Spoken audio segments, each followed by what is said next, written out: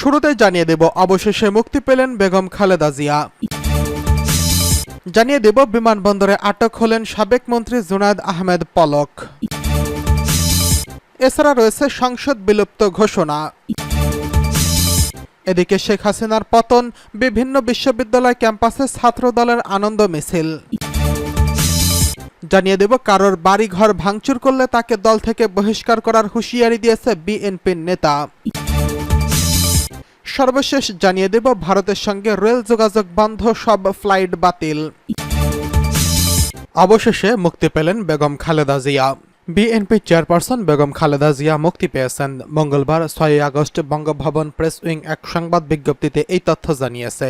রাষ্ট্রপতি মোহাম্মদ শাহাবুদ্দিনের সঙ্গে আগের দিন 3 বাহিনীর প্রধান, বিভিন্ন রাজনৈতিক দলের নেতা, সুশীল সমাজের প্রতিনিধি এবং বৈষম্য বিরোধী ছাত্র আন্দোলনের নেতাদের বৈঠক হয়।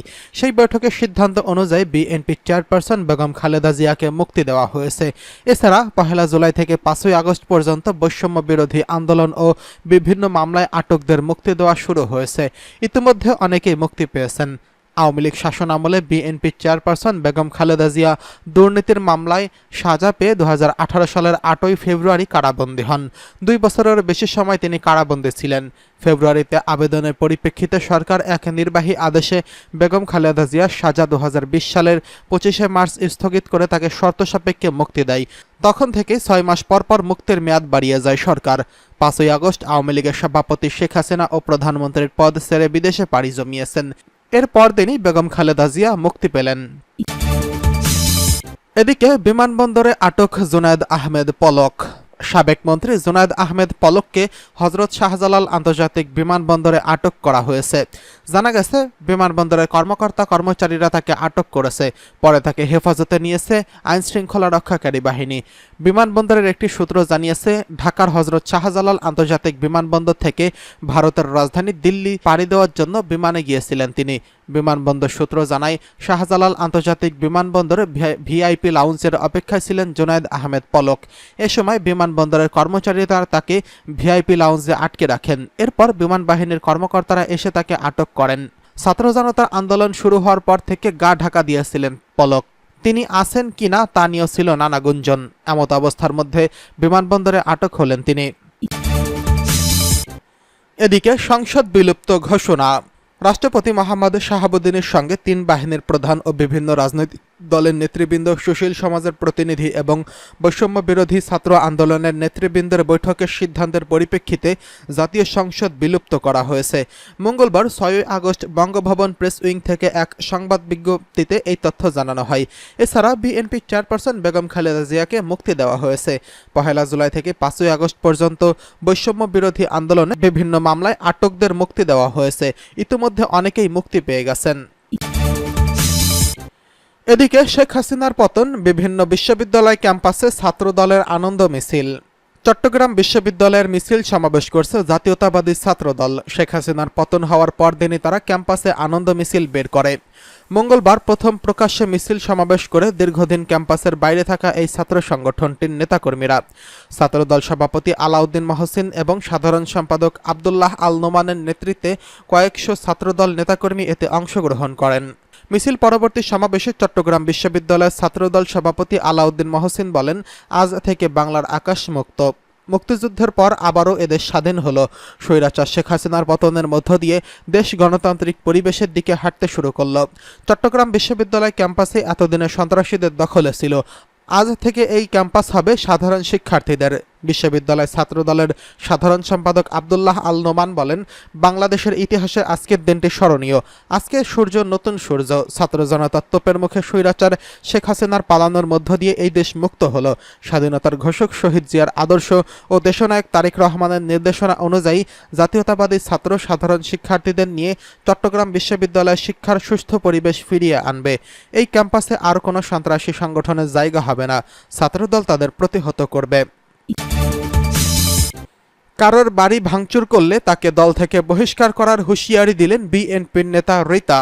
মানিকগঞ্জে জেলা বিএনপি ও অঙ্গ সহযোগী সংগঠনের পক্ষ থেকে বিশাল আনন্দ মিছিল ও সমাবেশ অনুষ্ঠিত হয়েছে।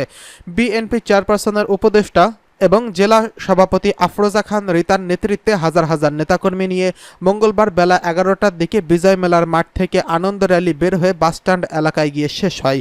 বাসস্ট্যান্ড এলাকায় সমাবেশে জেলা সভাপতি আফরোজা খান রিতা বিএনপিও এর অঙ্গ সহযোগী সংগঠনের নেতাকর্মীদের বর্তমান পরিস্থিতিতে সব নেতাকর্মীদের শান্ত থাকার আহ্বান জানান এবং অন্যায়ভাবে কারোর বাড়িঘর ভাঙচুর না করার অনুরোধ জানান। সেই সঙ্গে তিনি হুঁশিয়ারি দিয়ে বলেন, কোনো ধরনের অপকর্ম করলে তাকে দল থেকে বহিষ্কার করা হবে। শেখ হাসিনার পদত্যাগ ও দেশ ছাড়াই মঙ্গলবার বেলা 11টার দিকে হাজার হাজার নেতাকর্মীরা খণ্ড খণ্ড মিছিল নিয়ে বিজয় মেলা মাঠে জড়ো হয়ে বিভিন্ন স্লোগানের মাধ্যমে আনন্দ উল্লাস করতে থাকে। পরে হাজার হাজার ছাত্র জনতা সহ বিএনপির নেতাকর্মীরা বিজয় মিছিল নিয়ে বাসস্ট্যান্ড এলাকায় সমবেত হয়। সমাবেশে গোলাম কিবরিয়া সাইদের সঞ্চালনায় বক্তব্য রাখেন বিএনপি জেলা সভাপতি আফরোজা খান রিতা, সাধারণ সম্পাদক এস.এ. কবির জিন্নাহ প্রমুখ। এদিকে ভারতের সঙ্গে রেল বন্ধ, সব ফ্লাইট বাতিল।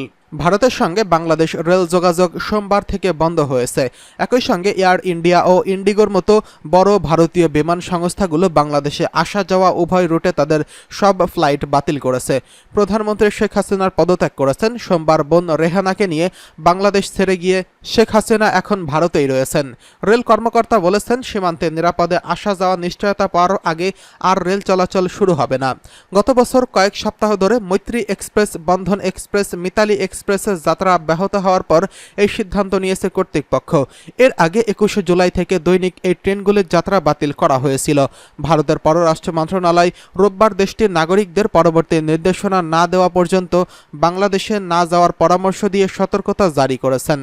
এদিকে প্রধানমন্ত্রী শেখ হাসিনা পদত্যাগ করেছেন। সোমবার বোন রেহানাকে নিয়ে বাংলাদেশ ছেড়ে দিয়ে শেখ হাসিনা এখন ভারতেই রয়েছেন। দিল্লির নিকটবর্তী হিন্ডন বিমান ঘাঁটিতে তাকে দিল্লির উপকণ্ঠে গজিয়াবাদে আধা সামরিক বাহিনীর একটি অতিথিশালায় রাখা হয়েছে।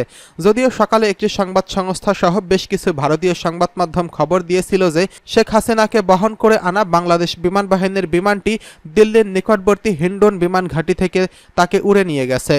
কিছুক্ষণ পরে ওই সংবাদ সংস্থায় খবর দেয় বিমানটি উড়ে গেলেও সেটিতে শেখ হাসিনা নেই। বিমানটি বাংলাদেশের সামরিক অফিসারদের নিয়ে নিজেদের দেশের দিকে রওনা হয়েছেন। সোমবার মধ্যরাতে নিরাপত্তা বিষয়ক ক্যাবিনেট কমিটি ও সিসিএস এর বৈঠক হয়েছে দিল্লিতে। ওই বৈঠকে সভাপতিত্ব করেন ভারতের প্রধানমন্ত্রী নরেন্দ্র মোদী।